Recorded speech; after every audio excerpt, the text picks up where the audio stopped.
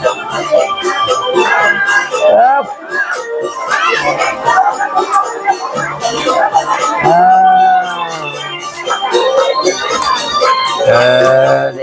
to you, Happy birthday to you, Happy birthday, Happy birthday to you.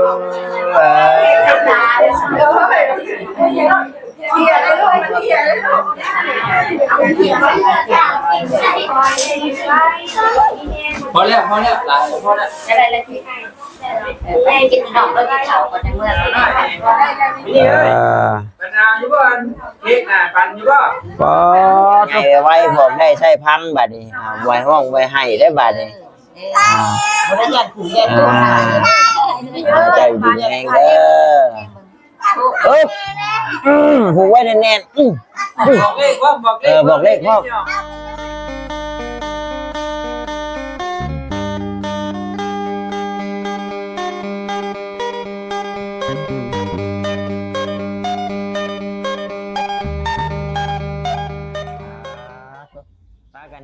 โอเคพี่น้องเนาะเปิดภาพขึ้นมากับพุ่นเจ้าภาพเฮาครับขวดนมเซย พี่น้องเนาะถือว่ามื้อนี้ก็เป็นงานเด็กน้อยพี่น้องเอ้ยมีเดโมเด็กน้อยมาเล่นแซวๆอยู่เนาะเสียงห้องเจียกจากอยู่พี่น้องเอ้ยตูซา บอกให้ตูซานี่ต้องเอาที่เพอได้พี่น้องเนาะมีแต่ว่าจังใดทางเบาตาเองก็ขอกราบทักทายสบายดี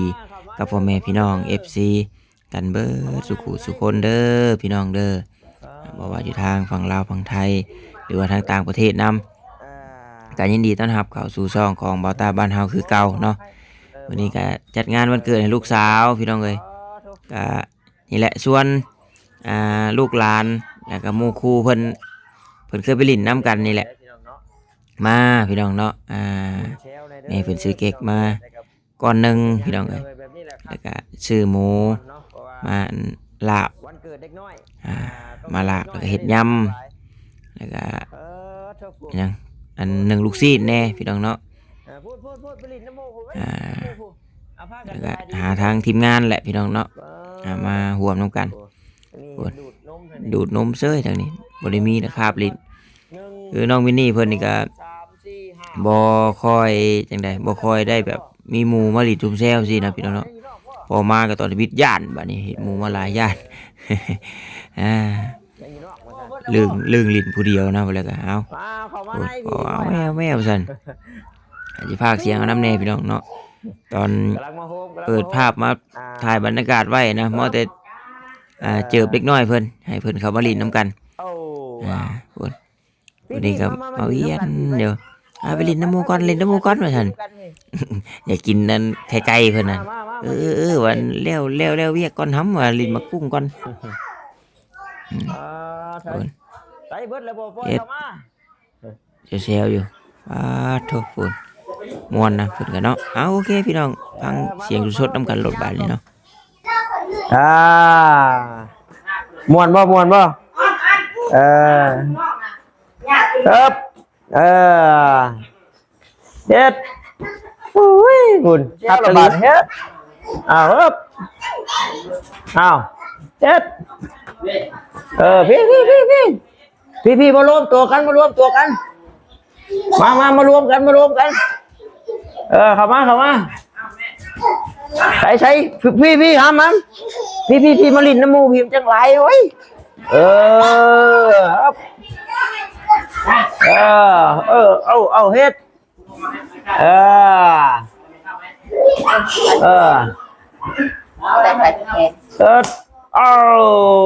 เอาเป็นนังเอาลิ้นไหมใช้เอิญมูมามึงเนี่ยหันเบิ้งหัน1 2 3 4 5 6 7 8 9 10คุณคุณ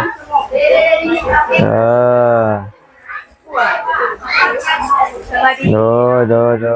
ดีโดยเอาสวัสดีช่างแจ๊ก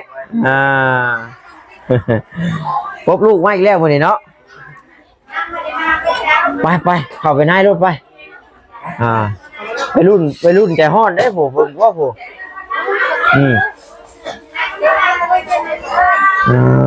โชไปเข้าไปเอาฉันเอาเล่มนึงไปสิให้เอาเสื้อผ้ามาเสื้อผ้ามา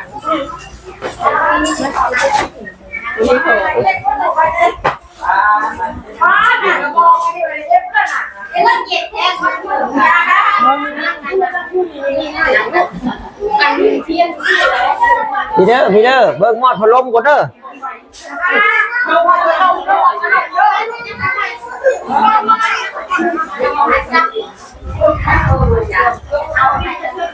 พูนเล็กกับไฟอยู่แล้วพูนไปนั่งพูดโลดป๊าบอกฟังควบเลยนั่งเรียนกับสลายอยู่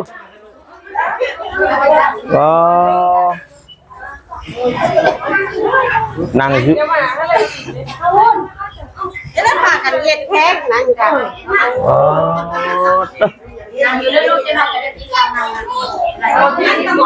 มึงนี่นะนางเหยียดแข้งชูสลอยอยู่ทักกะลิ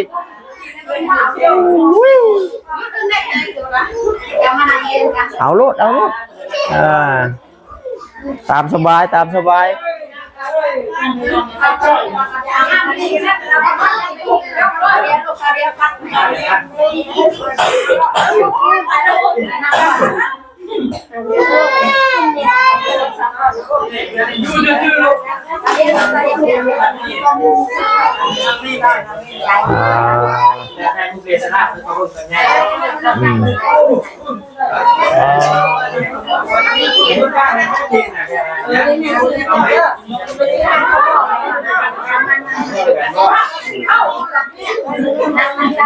สวัสดียังอยู่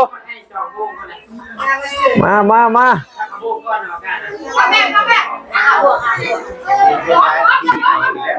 เอาเด้อบาดนี้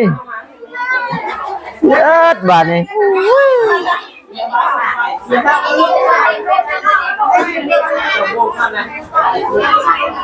มือเด็กน้อยเฮ้ยมันหลุดครับโอ้ต้องย้อนเลยเฮ้ยดูท่าดูเอาบาดนี้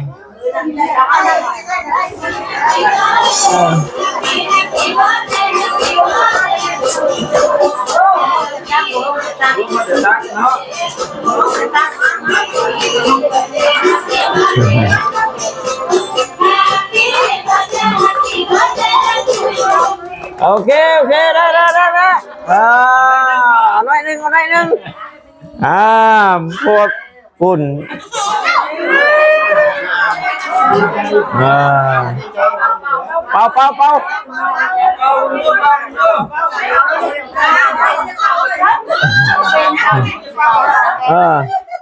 ไอ้บ่เป่าเป็นยังบ่ต้องกดดันถ้ากดดันระยะเด้เป่าให้เลยเป่าเลยเย็ดบาดนี่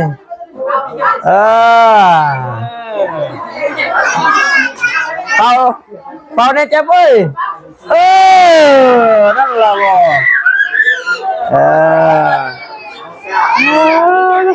โอ้ยมาน้ำหลังบ่พอดีเข้าไปห้ำเปิดบาดนี่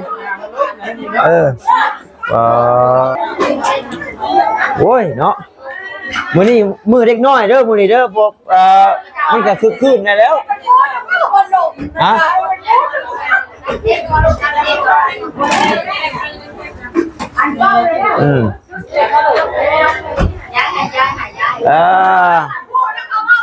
เอาคน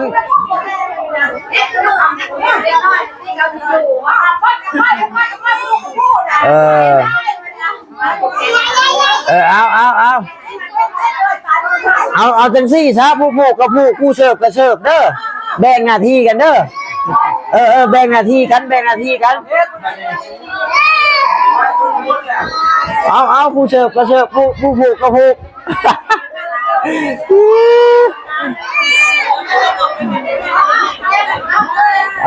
คัก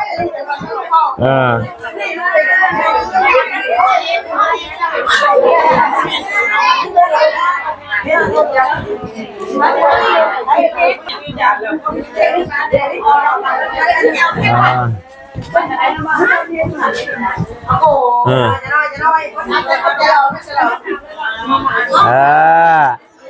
และเพราะว่าเด็กน้อยเพิ่นอดบ่ได้คือเฮาเด้ตักยายออกให้เพิ่นนั่งกินเลยโอ้น่ะเป็นตะแพงอยู่เลยเพิ่นนั่งขมอกอยู่นะพุ่นน่ะนะบอกความท่วมเลย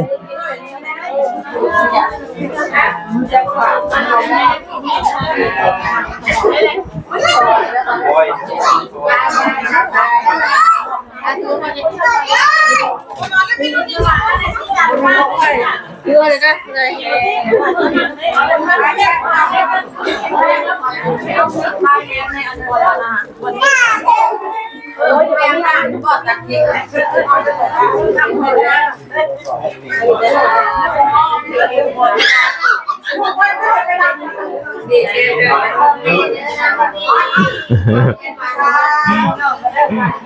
ใช่จะเมียถูกเลยมั้ยมานะไปถึงน้องอยู่นี่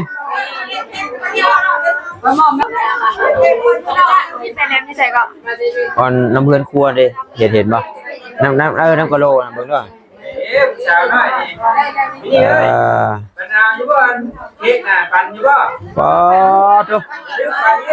ใครอยู่ตอนชีวิตคนมาหลายนะปุ๊บบริณน้ำไผ่เลยปุ๊บญาติ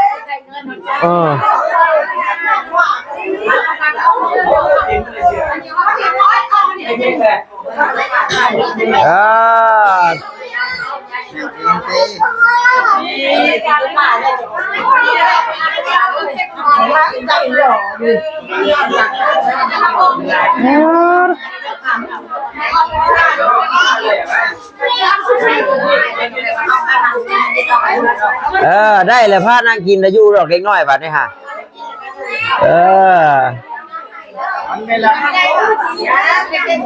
มาเด้อ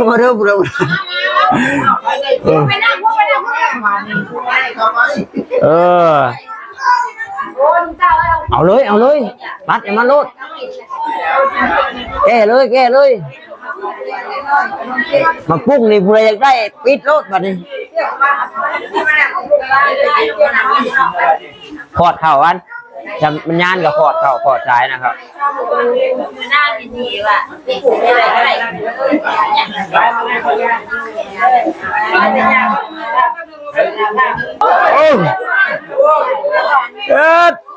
อะไรเอาเลยมือนี่มือรวมตัวเด็กน้อยพี่น้องเนาะ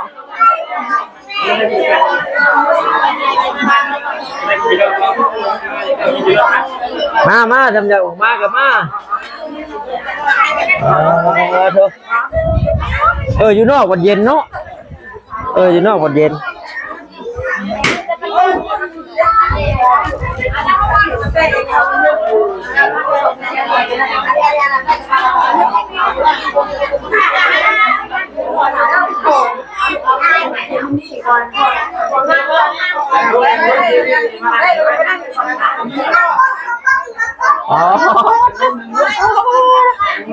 มาหลังคือห่าวได้เลยดิ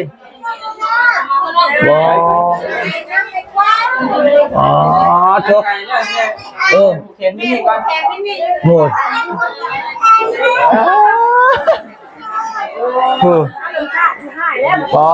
กินเค้กลุงแบบผูกเคนมาดิ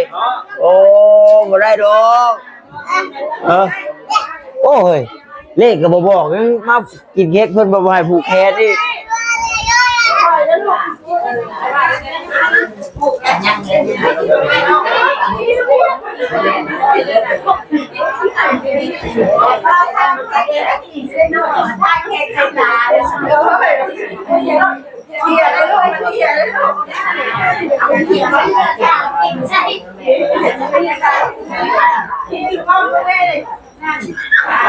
ใครเนี่ยแต่ว่าบัตรผูกแขนบัตรอยู่จุดเกลือตอนวิทย์ปุ๊บ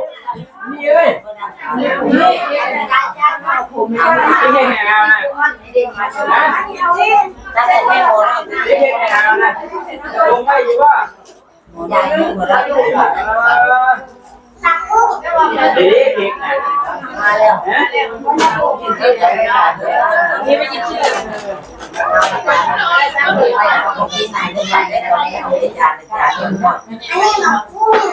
นนี้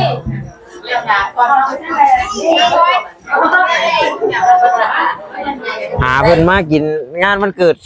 หาเพิ่นช่วยอีก ไม่ได้ เนาะ ค่าซอย เนาะหามาช่วยดิจังซี่หาพักกะลีฮะเอาตัวนี้เอาแม่ครัวเฮา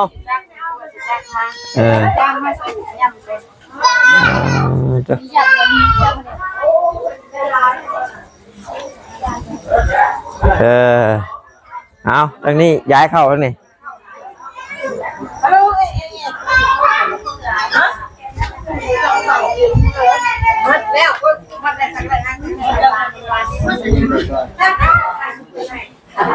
บ้านกูปลูกว่าน้ำหนองมาได้หมด เด็กพูดไว้แล้วหวานนี่เบิ่งชกเพื่อนได้มั้งพอแล้วหลานพอแล้ว จะได้ละทีแม่กินดอกแล้วที่เขาก็จะเมื่อกับแม่ไปโอเคแล้วก็ได้จะนำชม บ่ได้ชนนะนี่ค่ะ ได้จะมาคุ้มเลยนะตรงไหนมันตีแล้วมันขาดเลยมันเตะก้มด้วยนะคนมา เอามาตอนนี้เนี่ยปบหมู่บ่ให้บ่ลงแต่แอวเลย ลงเดียวของเนี่ยยังเรียกว่าอีเห็ดใครได้เดียวเห็นนะ วัน ไอ้ท่านไหนอยู่ไหนจะมาจากใบ นั่นไปนะฮะ แล้วสิบวันเนี่ยนะอเด็กการจะมาที่ห้องผมเลย มาพอจะพูดใครมา ไปบ้านเนี่ย นี่บริวัน ที่ก็บริลืมแล้ว มาเด็กแขนมาพอให้ตัวนี้ดีกว่าเขาเด้อบาดนี้เอาพอผูกแขนหับจับแขนเอาบาดนี้เรียกใหญ่ไว้พอกได้ใช้พังบาดนี้ไว้ห้องไว้ให้ได้บาดนี้บริยันขู่ยันตัว ใจดีแรงเด้อผูกไว้แน่นบอกเลขพ่อเลขยังเอามือเลขใกล้กับกดให้ได้กดข้างกดไว้อยู่น่ะบ่ได้ชื่อ68ยังมีอยู่หลักฐานกันเฮ็ดคู่มือโพดมันเลยแบบบ่ได้ใส่ใจบัดนี้เราไม่เลขเอาออกมือเนาะยิ้มดูเด้ออันแนม1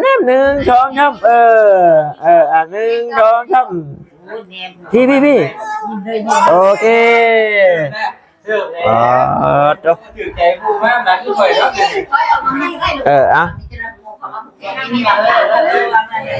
วยายมูแล้วก็อย่าลืมยายตัวเองเด้อ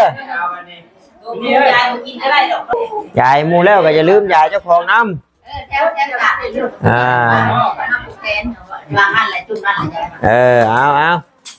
เอาเฮ็ดตูดบัดนี้หรือว่าทำว่ามันอันนี้ก็กินอยู่โต๊ะบ่หรือว่าแบบไรเอาโลดตามสบายเด้อโอ้ขอบใจละลายมาอบอุ่นน้ำกันมื้อนี้โอ้คักแล้วงานเด็กน้อยมันต้องมีเด็กน้อยเอามันบ่แม่นงานผู้ใหญ่เนาะงานเด็กน้อยมันต้องคืนอย่างนี้แล้วนี่มาพ่อก็ดีใจโอ้ยเอาคักเลยเนาะแจวความบึ้มเว้ยเลยจ่ายเงินจ่ายโต๊ะพี่ผู้ใหญ่เฮานั่งโต๊ะพี่ก็ได้มันสูง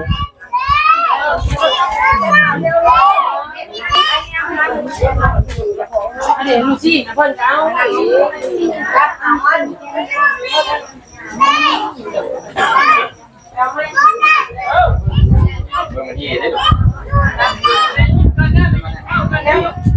พี่ไปนั่งโต๊ะพี่ไป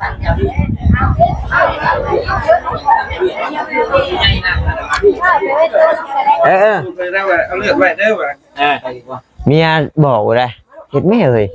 กูเลยว่าเห็นอยู่โอ้ยว่ะญาติเราว่ามันจังได้นางเด็กนางเพื่อนไปแล้วก็ลกไปน้ำนั่นบ่แสดงมาเลิกแล้วเมื่อให้มาบ้านเนาะลงแล้วลงแล้วเจ้าของกินเอาบาทให้กินโอ้ยลืมบอกให้ห่อข้าวมาน้ำเฮ้ย เนาะ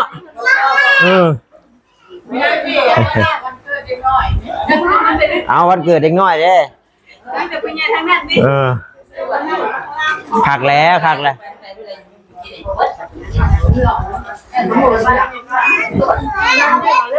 1 2 3 4 5 6 7 8 9 10 11 12 13 14 15 16 17 18 19 20 21 22 23 24 25 26 27 28 29 30 31 32 33 34 35 36 37 38 39 40 41 42ทั้งเจ้าเฮือน43ทั้งเบาแจ้ง44ทั้งเมียเบาแจ้ง45เบาเวียด46เบาจิต47เมียเบาจิตปอ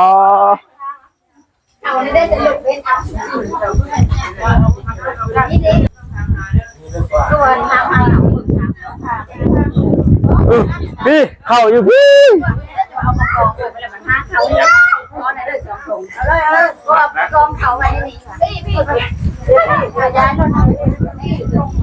กินเลือดเลยเดี๋ยวกินเลือดเลยทุกคนยืน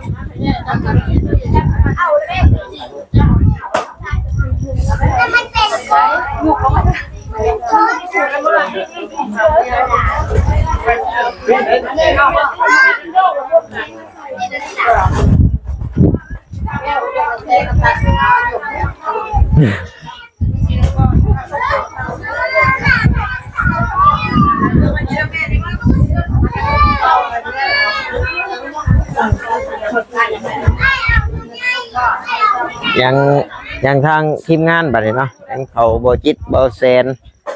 บ่คำบ่โซลี่บ่บุญเผยทันมาพี่น้องเนาะมาอำหลังกินน้ำหลังพี่น้องเนาะมาหอดก่อนกินก่อนปกติบ่ว่ากันเอาบักหลากินอิ่มนะไปมั้ยลูกชิ้นเบิดบอกเด้อยังอยู่ได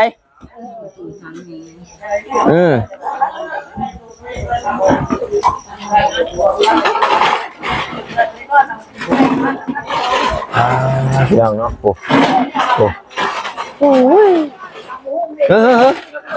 โอ้ได้กุ้งโอ้ได้เนาะบาดนี้เบิกแก้ให้ก่อนมาแล้วพี่น้องเนาะโธ่เอาสบายดีดูพูดย่างขึงแท้เฮ้ยผู้สาวสิเมื่อป้าบ่ได้โอ้ยมาว่าพืชนั้นเจ้าของกันนอนปากห้างแล้วนอนแต่หัวแรกเอาเนาะสบายดีเด้อท่านนั้นเด้อใช่สบายจีเด้อันถ้าเข้าพร้อมกันแล้วบ่ใช่คือว่าเข้าไปก่อนบ่อันพวกน้อยๆพวกนั้นเร็วเฮากินข้าวกินน้ำคือว่าไว้แล้วดิมาแล้วดิแต่ก็ยังอยู่เค้กคักก็ได้มาหลังกินน้ำหลังบ่ยากเท่านั้นหลังร่างด้วยเด้อเบิ่งแหน่หาสิได้ลากก็ดีแล้วน่ะแต่ว่าล้างถ้วยดิพูดไปโต๊ะนั้นไปโต๊ะนั้นน่ะ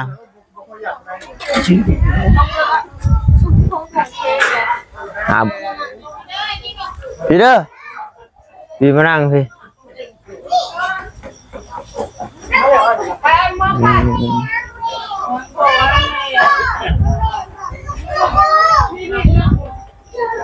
พี่มานั่งเผาพี่แล้วก่อนเห็นได้ฉันมานั่งสืบอากาศเย็นพี่แล้วก่อน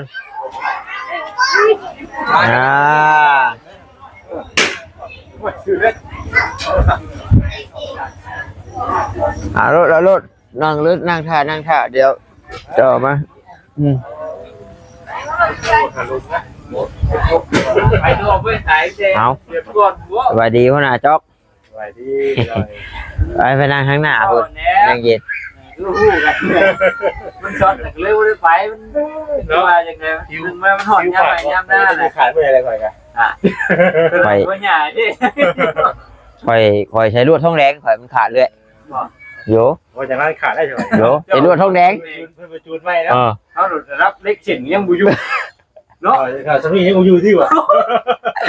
อันชื่อน่ะมันพลอยเลยจะรวดเท่าแดง อยู่ผ่านได้เลย แต่ใหม่เรียบร้อยนะเอาใหม่เรียบร้อย เบิ่งคลิปหมู่อยู่เบิ่งอยู่หมู่ไปเด้แต่ว่ามันคือว่าเลยมันงบนอนแบบบ่ค่อยได้ไปอย่างนะ กระเทิน คันสิไปแบบจับหนีขาดทางมันรถ แจ็คไปนั่งพูดแล้วบัดนี้ไปไปนั่งพี่เดี๋ยวเขาเอาน้ำมาสู่กินพากันนั่งท่าแล้วเดี๋ยวอันตักอันนั้นมาสู่กินก็นอนแล้วนะบ่อยู่โหนอนได้ยินน่ะฉันนึกว่าโอ้ยไปชาเล็กน้อยได้ว่าผู้ใหญ่มาหลังกินหลังไปลงมาแต่แอวเฮ้ย มาลงมือเลยเด้อ กินน่ากินก็มีเท่านี้แล้วเด้อคือว่าแล้วมียำมีลาบหมูมีขั่วหมูเท่านี้ได้ อันนี้ก็สิพิเศษให้ทั้งหัวหน้ากินแน่นเบิดได้เจ้า พูดกับไม้บ่ กินบ่เบิดนี่ไหม กินหมูใหม่ป่ะ บ่ฮอได้ ระยะมีทุกอย่างก็มันมีนอกเศษมาเนี่ย กินข้าวแล้วจะกินเค้กอะยังอยู่มีอยู่ ยังบ่รู้กินได้บ่ กินข้าวก่อนจะกินของหวานนี่ผมเล็กน้อยนี่ พิเศษเลยเชฟ ในลูกหลานมาเจ้าได้หัวกระสุนมาเลี้ยงลูกหลานป้าเจ้า ไอ้หัวกระสุน โว้มันแพงดีน่ะ หลานมาได้กินแม่งก็พูดหัวกระสุนแล้วกัน นี่บ่เฮ็ด แล้วความจริงรับมหาเศรษฐี ตัวละ5อันว่าตัวละ50บอกว่าอันตัวน้อยๆนะตัว5 10,000บุก แม่งกระสุนน่ะแพงได้หรือว่า50 บาทบ่ฮะ50 บาทพอกันบ่ไม่ถูกเพราะว่า เป็นเปล่าเล่นจริงงั้นจริงนะลูก ยังบ่คิดแบบเนาะ มา โอเค พอดีแหละยังไม่ได้อันนั้นกูเข้าเต้าแกงอย่างนี้กินเลย เอาด้วย อยู่บ้านกินบ้านได้อย่างใจใหญ่เนาะ ใครดอกอัน เรื่องก็กินอิ่มน้ำสำราญออกไปสุกใจรถไปยังไปเชียนไปหาชิป เด้อบ่ถึงว่า ไปเชียนไปหาชิปก็ว่ากันไปได้อิ่มไปดิ ตามสบายเด้อกินกลับป้าแล้วบ่น่ะ สิได้กับป้าแหละเนาะ ยังอยู่ที่ไหน ขอบใจจ้ะหรือว่าบ่เอาคนบ่จักจอกบ่เอาคนบ่เนาะใช้จอกก็ได้ฉัน เอาจอกเลยเด่น เพราะว่าบ่นี่ก็อยู่โดดนิ้วเนาะ จะบ่อยเอาว่าเบิ่งว่าว่าบรรยากาศ ก็บ่อยละพอละเด้ เดี๋ยวมาส่งเลยคุณแม่ ผ่านได้หมดแล้วบ่ได้ยัง ทางกระชั้นเราเจอยังเมื่อเนาะ มันคือมุมหัวเจ้ามุมถึงเนี่ย เนี่ยบ่ได้ผ่านผีประสาทเผาผีบางแม่นี่คนอื่นบ่ได้ผ่านเนาะผ่านนะ มันยาก มีที่ผู้มีเหตุผลบาดนี้เอาเฮ็ดเอาคุยกันลงโตมีแต่ว่าสิมื้อสิมาจังได๋ก็เลยแต่ขอบมุกขอบใจละลายเนาะสิมาร่วมงาน เรียกเร่งเลยมื้อนี้นะ ยังเว้าอยู่อิ่มบ่อิ่มก็ให้เว้าว่าอิ่มไหน บ่จะฮู้ อิ่มบ่อิ่มก็ให้เว้าเอา วางแผนอย่างเดียว เบิ่งเดี๋ยว มาทั้งนั้นมาฮะกับผู้อิ่มก็อิ่มผู้บ่ทันอิ่มก็มาหลังเลยคือเว้าอะไรฮิบมาดิ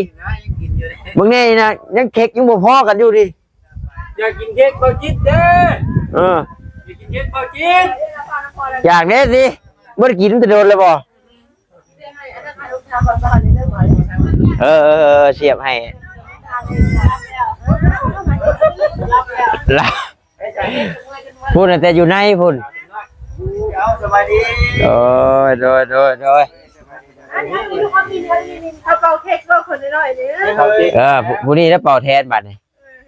เด้นะนั่นก็พูดนะนอนละงางอยู่ในพุ่น มื้อนี้ตื่นแต่เช้าแม่ไปนอนเว้นลูกว่า แต่เก่าซำนี้ยังไม่นอนแต่เก่าน่ะมื้อนี้น่ะคุมให้นอนเว้นก็บ่นอนตื่นเต้นเป่าปุ้งหมดมื้อ เดี๋ยว เฮ้ยนักกินยังอยู่ได้บ่เอาได้เลย กินนะว่าเจ้าภาพ กินแล้ว เรื่องว่าตื่นเต้นอยู่ว่าได้ กินแล้วกินแล้ว มาแล้วมากันได้ เออเรียบร้อยแล้ว มันถือโลทั้งแม่ อืม เก่งว่าแต่แก่มาเลย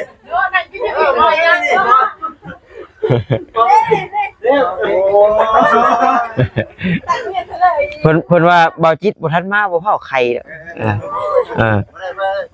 ไปเดี๋ยวเข้าไปในก่อนบ่หรือว่ากินข้าวก่อนครับ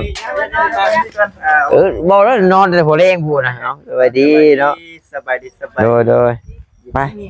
มาแล้วมาโอ้โหไปมาก่อนได้มาสวัสดีเลยก่อนรอบสองเลยนะ ลูกรับกับพ่อยังบ่ได้กินจะค่ำได้เค้กนะดีได้แต่เนาะ ลูกยังบ่ได้กินเอารับไปลีนะมากินก็ได้อะไรจากที่ยากแต่อะไรวะ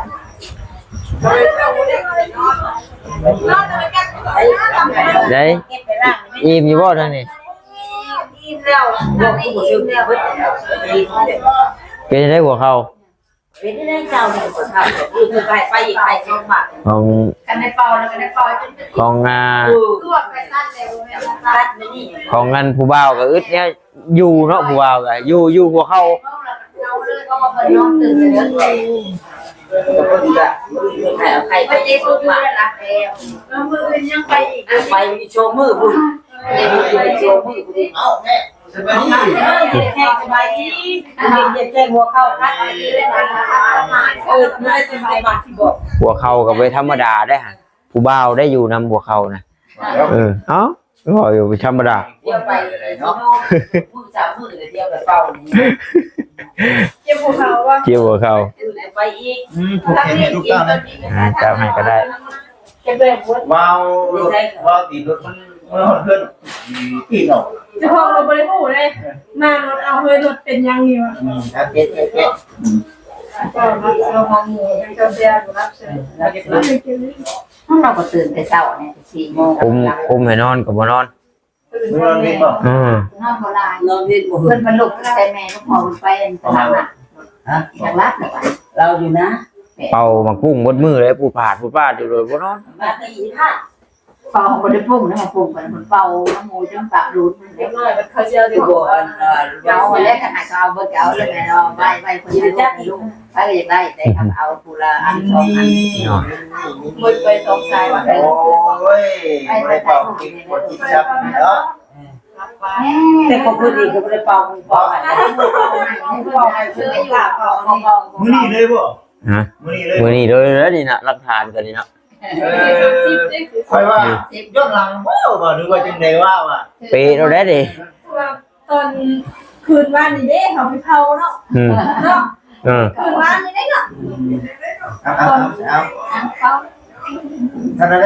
งได้ก็ได้งามเลยขอบมุกขอบใจละลายขอบใจ ยังไม่ได้เป่ายี่หรอกเป็นยังหรอก นี่เอาให้ เป่าว่าเป่าแสง เผาไว้เนาะไปเผาเนาะ มากินเค้กแล้วไอ้เป่าว่า เป่าว่า ให้มาน้ำมากินเค้กหน่อยเป่าได้ไหมเป่าแล้วรับแล้วรับอยู่เลย เก็บไว้ได้ แค่ว่าพวกนั้นเนี่ยช่วยเผาไปเผาเนาะไป เป่าเป่า มาเป่าแล้วน้องรับเพิ่มมาอันนี้นอนแต่มารับเพิ่มมาเป็นเกณฑ์หม้อเย้ค่ะ นี่ซ้ำนี่ ใส่คันเราก็ได้ ใช้คันเนาะ น้องเรานอนเลย นอนแล้ว ดีนี่ซ้ำนี่ดีหน้านี่เล่นคุมน้อง 2 ปีได้เท่ากับเนี่ย แมน เจอกับลูกไก่ 2 ปีปริญาตยังกันนี่ มันแข็งแห้งไม่ใช่หลังมันยังไง ย่านแต่บ่มีเงินนั่นชื่อแล้วลิ้นให้เขาไปเขาใหญ่กัน ตื่นนะ บ่ตื่นเนาะก็ได้รับเดโทโย Happy birthday birthday to you Happy birthday Happy birthday Happy birthday to you ก้อนนี่เนาะ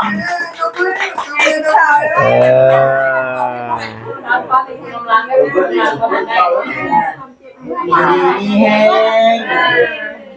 เป็นสาวไว้เป็นผู้คงโตและแม่ ผู้ผูก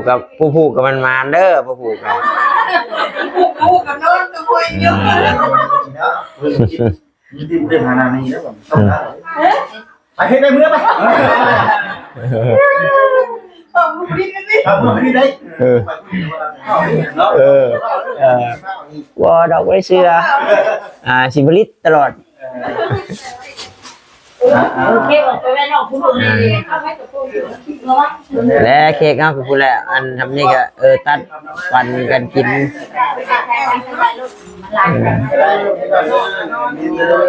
เอาขอบมกขอบใจอะไรปกติว่ากันอาสามาไว้พี่น้องเลย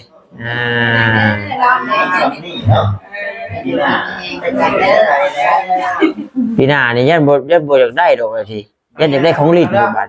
ฮะลูกไผ่ว่าหาลูกไผ่ว่าเอาลูกชายกุ๊กเลย ลูกชายกบมาเด้ใหญ่มากอยู่แล้วแก เอามาที่กับคุณผู้ชมเลยเดี๋ยวมาชาวเรื่อยๆเดี๋ยวน้องเลย สาวเขา มีเองก็สูงไว้ไว้แล้ว ยากแล้ว เราไม่ได้นอนเนาะมีนอนกับพ่อแม่ บอกกันหอดนอนเด็กเงินแฝงนอนแล้วนอน ตาลุงรับกับแม่นอนเนี่ยก็ชอบ ครอบครัวนอนอะไรนอนเลย เพิ่งเด้อเนี่ยสามารถเพิ่งคิดนี่เด้อตัวไหน แต่ยังน้อยกันก็ไปเผาแต่ดึกพอดี โอ้ยเนาะ จะหึงแรงไข่มุกแล้วเขา อ้าว ไก่ย่างให้ นี่เป็นความตั้งใจ นี่แหละมีฮอดเวลาพอแล้วพี่น้องเนาะเวลา12 โมงเวลา12 โมง56 นาทีพี่น้องเนาะ2 โล 7 กรัมนี่เอานี่12 โมง56 นาทีแล้วน้อง2 โล 7 กรัมปีมะโรงหรือว่าปีมังกร มาได้หาก็ส่งแม่ ถือว่าใหญ่ว่า ถือเยอะ ไปบนเด็กกบหาปองหา10,000 เห็นบ่ลูกสาวคอยกดแม่นคู่งวดเลยกดให้5 ซองได้มื้อนี้ก็ เอาเลยก็ซื้อเถอะก่อนจะอะไร ถ้าบ่คือว่าถืออยู่ โอ้ยลูกเห็น แต่บ่ได้ชื่อเดียวกัน ชื่ออะก่อนชื่อ บ่ชื่ออยู่นะบ่จะถึงเลย 10,000 นี่แหละหมื่น10 นี่ก็ได้ชื่อ ประมาณนี้แหละพอหอมปากหอมคอ มุดที่นี่ เด้อ เอาตัวชื่อหน่อย นี่เด้ก็นี่ก็สิชื่อเล็กมากนั่น12 52 92ชื่ออยู่แล้วก็ครับเพิ่นกดให้เว้นนี่เด้ผมพอกชวนออกไปนะ52กดให้ตึกมันจังมา เอามือได้ไกลกับกดป้าไว้นั่นลืมเบิ่งบ่ได้ชื่อเด้มือละออกมาเด็กเลยว่ะ เอามือเพิ่นเกิดก็ออกได้ นี่ยังหา 56นี่ยังว่า มันออกได้ยังก็ให้ส่งว่า มือนี่แต่ว่า92 ออกมานั่นก็ออกมาได้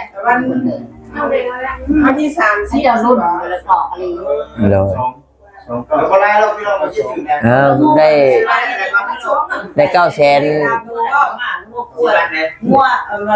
เลข2ตัวนี่แหละวะ900,000นี่บ่ได้ใช้น้ำมันบ่ได้ใช้น้ำมันจักนี่อยู่โทรศัพท์นี่แล้วค่อยอ่านว่าค่อยชื่ออยู่เด็กมาน่ะเบิ่งก็เด้อใช่พี่น้องเนาะถือว่าทางทีมงานก็มาครบเบิดทุกคนแล้วบัดนี้เนาะถือว่าสำเร็จเสร็จสิ้นแล้วเฮ็ดนี่ขอบมุกขอบใจหมู่ครูพ่อแม่พี่น้องเนาะ FC ที่เขามาเบิ่งมาชม